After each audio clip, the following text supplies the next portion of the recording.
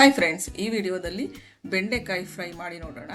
ಬೆಂಡೆಕಾಯಿ ಫ್ರೈ ಅಂದರೆ ಏನು ಜಾಸ್ತಿ ಮಸಾಲ ಯೂಸ್ ಮಾಡ್ದೇ ಹಾಗೆ ಒಂದು ಸ್ವಲ್ಪ ಆಫ್ ಬಾಯ್ಲ್ ಥರ ಇರೋ ಥರ ಒಂದು ಫ್ರೈ ಮಾಡಿ ಆರೋಗ್ಯಕ್ಕೆ ತುಂಬ ಒಳ್ಳೆಯದಿರುತ್ತೆ. ಓಕೆನಾ? ಸೊ ನೋಡಿ, ಅದಕ್ಕೆ ನಾನು ಬೆಂಡೆಕಾಯಿ 1/4 kg ತೊಗೊಂಡು ಅದನ್ನು ವಾಶ್ ಮಾಡಿ ಈ ರೀತಿಯಾಗಿ ಕಟ್ ಮಾಡಿ ಇಟ್ಕೊಂಡಿದ್ದೀನಿ.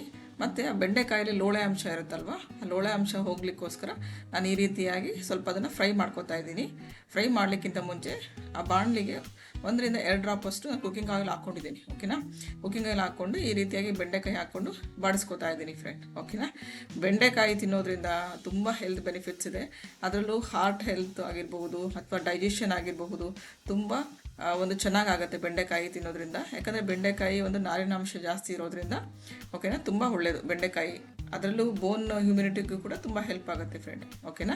ಮತ್ತು ಒಗ್ಗರಣೆಗೆ ಇನ್ನೊಂದು ಕಡೆಯಿಂದನೇ ಒಂದು ಈರುಳ್ಳಿ ತೊಗೊಂಡಿದ್ದೀನಿ, ಆಮೇಲೆ ಹಸಿಮೆಣ್ಸಿನ್ಕಾಯಿ ತೊಗೊಂಡಿದ್ದೀನಿ, ಕರಿ ಲೀಫ್ ಮತ್ತು ಕೊತ್ತಂಬರಿ ಇಷ್ಟನ್ನು ತೊಗೊಂಡಿದ್ದೀನಿ. ಈರುಳ್ಳಿನ ತುಂಬ ದೊಡ್ಡದಿಲ್ಲ, ಒಂದು ಮೀಡಿಯಮ್ ಸೈಜ್ ಈರುಳ್ಳಿ ತೊಗೊಂಡಿದ್ದೀನಿ. ಒಂದು 3 ಹಸಿಮೆಣ್ಸಿನ್ಕಾಯಿನ ಆ ರೀತಿಯಾಗಿ ಹೆಚ್ಕೊಂಡಿದ್ದೀನಿ. ಮತ್ತು ಒಂದು ಕರಿ ಲೀಫ್, ಒಂದು ಹೆಸರಷ್ಟು ಕರಿ ಲೀಫ್, ಸ್ವಲ್ಪ ಕೊತ್ತಂಬರಿ. ಓಕೆನಾ? ನೋಡಿ, ಇನ್ನೊಂದು ಕಡೆ ಬೆಂಡೆಕಾಯಿ ಫ್ರೈ ಆಗ್ತಾ ಇದೆ, ಬಟ್ ಸ್ವಲ್ಪ ಟೈಮ್ ತೊಗೊಳುತ್ತೆ ಇದೆ, ಯಾಕಂದರೆ ಲೋಳೆ ಅಂಶ ತುಂಬ ಜಾಸ್ತಿ ಇರೋದ್ರಿಂದ. ಸೊ ಅದು ಟೈಮ್ ತೊಗೊಳುತ್ತೆ ಅದೆಲ್ಲ ಸ್ವಲ್ಪ ಹೋಗಲಿಕ್ಕೆ. ಹಾಗಾಗಿ ಸ್ವಲ್ಪ ಆಗಾಗ ಕೈ ಆಡಿಸ್ಕೊತಾ ಇರಬೇಕು. ಓಕೆನಾ? ಸೊ ಇದು ಸಡನ್ನಾಗಿ ಇಟ್ಟ ತಕ್ಷಣವೇ ಆಗಲ್ಲ, ಇದೊಂದು ಸ್ವಲ್ಪ ಪ್ರೋಸೆಸ್ ಆಗ್ತದೆ ಅಷ್ಟೇ. ಓಕೆನಾ? ಬಟ್ ಇದು ಇನ್ಸ್ಟೆಂಟಾಗಿ ಆಗುವಂಥ ಒಂದು ಪಲ್ಯ, ಈಸಿಯಾಗಿ ಆಗುವಂಥ ಪಲ್ಯ. ಅದರಲ್ಲೂ ಬಿಗಿನರ್ಸಿಗೆ ಏನು ಕುಕ್ಕಿಂಗಲ್ಲಿ ಇರ್ತಾರಲ್ಲ ಅವರಿಗಂತೂ ತುಂಬ ಹೆಲ್ಪ್ ಆಗುತ್ತೆ ಇದು. ಓಕೆನಾ? ಚಪಾತಿ ಜೊತೆಗೆ ತುಂಬ ಚೆನ್ನಾಗಿ ಹೊಂದ್ಕೊಳ್ಳುತ್ತೆ. ಅಥವಾ ಸೈಡ್ ಡಿಶ್ ಜೊತೆ ಆ ಸೈಡ್ ಡಿಶ್ ಕೂಡ ಹಾಗೆ ಯೂಸ್ ಮಾಡಬಹುದು. ಓಕೆನಾ? ಈಗ ಏನಾದರೂ ಬೇಳೆ ಸಾರೆಲ್ಲ ಮಾಡ್ತೀವಲ್ಲ, ಅದಕ್ಕೆ ಒಂದು ಸೈಡ್ ಡಿಶ್ ಕೂಡ ಯೂಸ್ ಮಾಡಬಹುದು, ತುಂಬ ಚೆನ್ನಾಗಿರುತ್ತೆ. ನೋಡಿ, ಇನ್ನೊಂದು ಕಡೆ ನಾನು ಒಂದು ಬಾಣಲೆ ಇಟ್ಬಿಟ್ಟು ಒಂದು 2 ಸ್ಪೂನ್ ಆಗೋವಷ್ಟು, 2 ಟೇಬಲ್ ಸ್ಪೂನ್ ಆಗುವಷ್ಟು ಕುಕ್ಕಿಂಗ್ ಆಯಿಲ್ ಹಾಕ್ಕೊಂಡಿದ್ದೀನಿ ಫ್ರೆಂಡ್. ಓಕೆನಾ? ಅದಕ್ಕಾದಮೇಲೆ ನಾವೇನು ಒಗ್ಗರಣೆಗೆ ಇದು ಮಾಡ್ಕೊಳ್ಳೋಣ. ಓಕೆನಾ?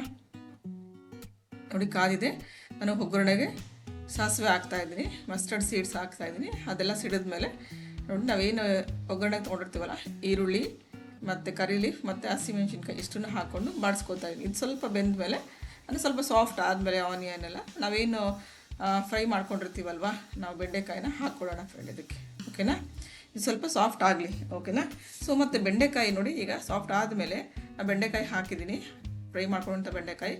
ಮತ್ತು ಅದಕ್ಕೆ ನಾನು ಧನಿಯಾ ಪೌಡರ್ ಅಥವಾ ಸಾಂಬಾರು ಪೌಡರ್ ಚಿಟಿಕೆ, ಒಂದು 2 ರಿಂದ 3 ಚಿಟಿಕೆ ಆಗೋಷ್ಟು ಅರಿಶಿಣ ಮತ್ತು ರುಚಿಗೆ ತಕ್ಕಷ್ಟು ಉಪ್ಪು ಹಾಕಿ ಬಾಡಿಸ್ಕೊತಾ ಇದ್ದೀನಿ. ನೋಡಿ, ಇಷ್ಟೇ. ಇದು ತುಂಬ ಸಿಂಪಲ್ಲಾಗಿ ತುಂಬ ಟೇಸ್ಟಿಯಾಗಿರುತ್ತೆ.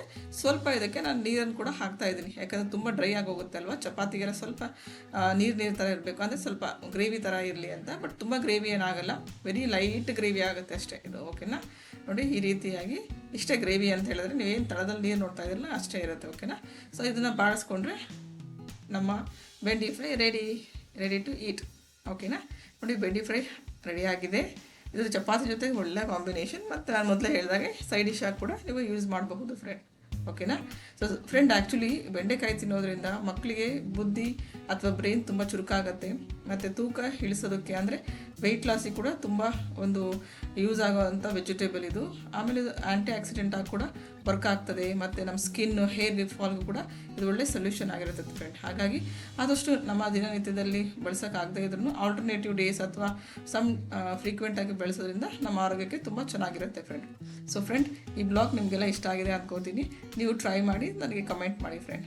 ಥ್ಯಾಂಕ್ ಯು ಫಾರ್ ವಾಚಿಂಗ್ ವಿಬಾರಾ ಬ್ಲಾಗ್ಸ್.